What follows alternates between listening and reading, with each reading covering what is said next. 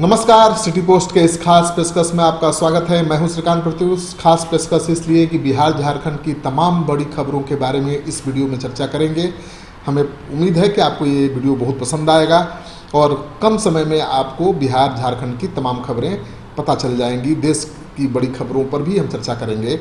सबसे पहले चर्चा कर लेते हैं कि कोरोना के संक्रमण का भारत की राजनीति पर, राज्य की राजनीति पर क्या असर पड़ा है। तो आपको पता है कि कोरोना के संक्रमण की वजह से देश में कहीं भी कोई धरना, प्रदर्शन हो, हंगामा कुछ नहीं हो रहा है। विपक्ष कभी कभार वीडियो कॉन्फ्रेंसिंग के जरिए प्रेस कॉन्फ्रेंस कर लेता है, सरकार पर निशाना साध लेता है, लेकिन प्रधानमंत्री मोदी काफ़ी सक्रिय हैं और कोरोना के संक्रमण के काल में लगता है कि पीएमओ और सीएमओ दो ही सत्ता के केंद्र बन गए हैं। कोई मंत्री, कोई नेता, कोई विधायक क्या कर रहा है किसी को पता नहीं है। केवल पीएम और सीएम क्या कर रहे हैं सबको पता है, क्योंकि पीएम लगातार वीडियो कॉन्फ्रेंसिंग के जरिए देश के तमाम मुख्यमंत्रियों से बात कर रहे हैं। ये भी बड़ा परिवर्तन है। दूसरी बार सत्ता में आने के बाद कोई प्रधानमंत्री, और वो भी मोदी जैसा प्रधानमंत्री, मुख्यमंत्रियों से 4-4 घंटे वीडियो कॉन्फ्रेंसिंग करेगा, इसकी उम्मीद तो किसी ने की नहीं होगी। तो कोरोना संक्रमण का सबसे बड़ा फायदा ये है कि पीएम बदले हुए हैं, देश की राजनीति बदली हुई है और पीएमओ सीएमओ ही सत्ता के केंद्र में दो ही सेंटर रह गए हैं। आपदा मंत्री किस राज्य का कौन है, क्या कर रहा है किसी को पता नहीं है। स्वास्थ्य मंत्री कौन है, क्या कर रहा है किसी को पता नहीं है। केवल सबको मुख्यमंत्री और पीएमओ के जरिए ही जानकारियां मिल रही हैं। लेकिन बिहार थोड़ा अलग है, हमेशा से अलग रहा है। बिहार में चुनाव है 4 महीने बाद, तो बिहार में कोरोना संक्रमण के दौर में भी राजनीति चल रही है।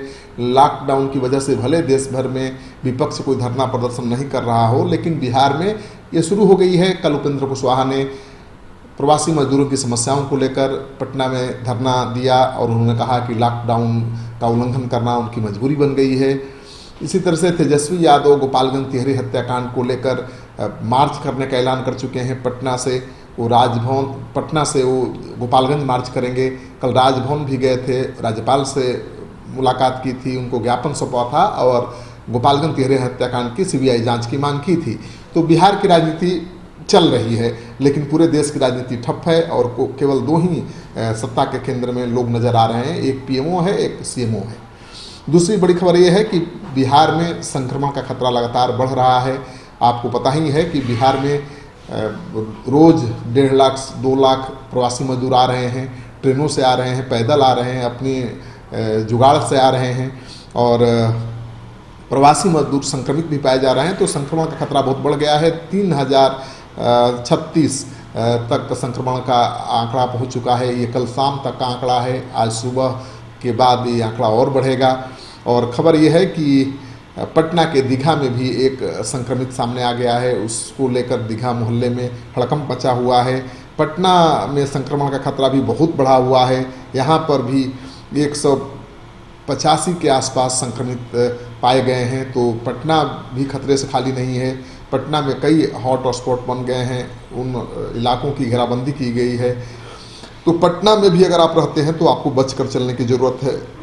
इसके साथ ही मुंबई से सबसे ज़्यादा ट्रेन आज बिहार पहुंच रही है, 1,25,000 लोगों को पहुंच रही है। तो देश में जितनी भी प्रवासी ट्रेनें चल रही हैं, आप मानकर चलिए कि उनमें से 80% ट्रेनों का इस्तेमाल बिहार और यूपी के लिए हो रहा है। ज़्यादातर ट्रेनें बिहार और यूपी प्रवासी मजदूरों को लेकर आ रही हैं। बिहार में अभी तक 17 लाख 18 लाख से ज़्यादा प्रवासी मजदूर आ चुके हैं और अनुमान है कि अगले 2-3 दिनों में बिहार पहुंचने वाले प्रवासी मजदूरों की संख्या 27 लाख के आसपास हो जाएगी। तो बिहार सरकार की चुनौती बढ़ी हुई है। उन्हें क्वारंटाइन सेंटर में रखना है, उनके खाने पीने की व्यवस्था करनी है, उनके रोजगार की व्यवस्था करनी है। ये कोई साधारण बात नहीं है। इस बीच ये खबर भी आने लगी है कि प्रवासी मजदूर जो ट्रेनों से आ रहे हैं, ट्रेन से उतरकर सीधे घर पहुँच जा रहे हैं। गाँवों में, घरों में भी विरोध हो रहा है और उन्हें गाँव के बाहर पेड़ के नीचे खटिया पर समय गुजारना पड़ रहा है। तो इस तरह की तमाम खबरें लगातार आ रही हैं। क्वारंटाइन सेंटर से हंगामे की खबर तो लगातार हम आपको दिखा ही रहे हैं। तो कहीं पर खाने को लेकर लोग खुश हैं, व्यवस्था को लेकर लोग खुश हैं, तो कहीं पर नाराज़गी भी सामने आ रही है। और सबसे बड़ी खबर है कि सीबीएसई ने 12वीं कक्षा के परीक्षार्थियों के लिए बड़ी छूट दे दी है। 12वीं कक्षा की परीक्षा बीच में ही रुक गई थी, तो जो बाकी परीक्षाएं हैं उनको छात्र अपने ही जिले से दे सकते हैं, यानी उनको कहीं दूसरे राज्य में जाने की ज़रूरत नहीं है। ये बहुत बड़ा फैसला है और इससे लाखों जो सीबीएसई के 12वीं कक्षा के परीक्षार्थी हैं उनको राहत मिलेगी। तो ये कोरोना काल की सबसे बड़ी खबरें थी। और आपको बता दूं मैं कि कोरोना का संक्रमण बहुत बढ़ा हुआ है और चर्चा ये भी हो रही है कि खबरिया चैनलों पर खबर भी चल रही है, कई .com पर खबरें भी आ रही हैं कि प्रधानमंत्री मोदी अपने मन की बात में लॉकडाउन को बढ़ाने का ऐलान कर सकते हैं, यानी लॉकडाउन 05 शुरू हो सकता है। लेकिन गृह मंत्रालय ने तमाम खबरों का खंडन किया है और कहा है कि इस तरह से कयास और अटकलों के आधार पर गृह मंत्रालय को कोट करते हुए लॉकडाउन का प्रेडिक्शन करना ठीक नहीं है। इस तरह की कोई योजना अभी नहीं है और ये तय तो आपदा प्रबंधन विभाग करता है कि लॉकडाउन को और बढ़ाना है या नहीं बढ़ाना है। पीएमओ ने अभी तक इस बारे में कोई फैसला नहीं लिया है। तो लॉकडाउन 05 शुरू होगा या नहीं होगा, लॉकडाउन 04 के साथ ही क्या लॉकडाउन पूरे देश में समाप्त हो जाएगा, कई तरह के सवाल आपके जहन में उठ रहे होंगे, लेकिन इन सवालों का जवाब अभी तक नहीं आया है, इसलिए हम अटकलों के आधार पर आपको जवाब नहीं दे सकते हैं। लेकिन जिस तरह से देश में संक्रमण का खतरा बढ़ा है और रफ्तार धीमी नहीं हो रही है, मानकर चलिए कि लॉकडाउन आगे बढ़ेगा। अगर केंद्र सरकार ने छूट भी दे दी तो कई राज्यों में लॉकडाउन को आगे बढ़ाया जा सकता है। अब कई तरह की दुकानें, सभी तरह की दुकानें खोलने की छूट दे दी गई है, लेकिन सप्ताह में 3 दिन ही खोलना है। तो दुकानें खुलने लगी हैं, लोग बाज़ार में दिखने लगे हैं और यातायात ट्रैफिक सामान्य दिख रहा है। लेकिन आपको पता है कि संक्रमण बहुत बढ़ा हुआ है, तो छूट का ज़्यादा लाभ अगर उठाने के चक्कर में आप पड़ेंगे तो संक्रमण का खतरा बहुत ज़्यादा है। और सबसे बड़ी बात है कि जो नाई हैं, सैलून हैं, वो काफ़ी नाराज़ हैं पटना के जिला प्रशासन के आदेश से, क्योंकि सैलून को भी मंगलवार, गुरुवार और शनिवार को खोलने का आदेश दिया गया है। आपको पता है कि हमारी जो भारतीय परंपरा है, जो धर्म की जुड़ी मान्यताएं हैं, उसके अनुसार मंगलवार, गुरुवार, शनिवार तीनों दिन बाल और दाढ़ी लोग नहीं कटाते हैं और इसी दिन सैलून खोलने की छूट दी गई है। इसको लेकर विरोध की आवाज़ उठ रहे हैं। ये थी पूरे देश की तमाम बड़ी खबरें। अब थोड़ा सा नज़र डाल लेते हैं झारखंड पर। झारखंड में अब तक 438 कोरोना पॉजिटिव मरीज सामने आ चुके हैं, यानी वहाँ भी संक्रमण का खतरा लगातार बढ़ता जा रहा है। लेकिन राहत की बात यह है कि केवल शहरी इलाकों में संक्रमण है, आदिवासी अभी तक संक्रमित नहीं हुए हैं। और माना जा रहा है कि इसकी सबसे खास वजह है आदिवासियों द्वारा एक विशेष तरह का काढ़े का इस्तेमाल। उस काढ़े के बारे में भी हम अगले वीडियो में आपको दिखाएंगे कि वो काढ़ा कैसे बनता है, उसमें क्या क्या मिलाया जाता है और उसके सेवन से कैसे आप कोरोना के संक्रमण से बच सकते हैं या कोरोना से संक्रमित हो गए हैं तो स्वस्थ हो सकते हैं। दूसरी खबर ये है कि कोडरमा में एक भाई बहन कोरोना पॉजिटिव कल पाए गए हैं और इसके साथ ही 438 तक कल ही शाम तक कोरोना संक्रमण का आंकड़ा भी झारखंड में पहुंच गया था। पहली बार झारखंड में प्रवासी मजदूर हवाई जहाज़ से वापस आएंगे। 180 मजदूर हवाई जहाज़ से रांची पहुंचेंगे। तो हवाई जहाज़ से झारखंड सरकार प्रवासी मजदूरों को लाने का काम शुरू कर चुकी है। आपको पता ही है कि कोरोना संकट काल में सबसे ज़्यादा चर्चा में हेमंत सरकार है, मुख्यमंत्री हेमंत हैं और प्रवासी मजदूरों की खातिरदारी में कोई कोर कसर नहीं छोड़ रहे हैं। सबसे बड़ी बात यह है कि अभी कोई चुनाव नहीं है झारखंड में, अभी सरकार बनी है, लेकिन फिर भी हेमंत प्रवासी मजदूरों का पूरा ख्याल रख रहे हैं। तो यही फर्क होता है सरकारों के चरित्र में और उनके काम में।